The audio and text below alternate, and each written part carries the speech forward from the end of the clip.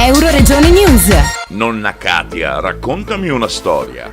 Questa è la storia di Bella Lu, una piccola libellula che viveva felice con la sua tribù in mezzo allo stagno dei rospi nani. Erano in tantissimi su quell'isola, la famiglia delle farfalle viola, quella del maestro ragno, le lucertole curiosone, le chiocciole ballerine, le formiche reali, le coccinelle cucitrici, le lucciole luminose e le tartarughe azzurre che mangiavano solo margherite. Nonna Katia sta riscuotendo un grande successo con i suoi libri. Era al 7° cielo quando scoprì che l'ultimo libro, I ladri di regali, ha raggiunto la vetta della classifica di vendita su Amazon davanti ad autori molto famosi in tutto il mondo. Un libro è un regalo ideale in qualsiasi momento dell'anno, sia per i bambini sia per gli adulti, che hanno l'opportunità di leggerli e rileggerli ad alta voce regalando felicità ai più piccoli. Nonna Katia ha firmato tantissimi libri, tutti con disegni bellissimi e anche alcune illustrazioni da colorare, per cui il libro alla fine sarà prodotto dalla collaborazione empatica con il lettore. Dal Medio Friuli per Euroregione News, Marco Mascioli.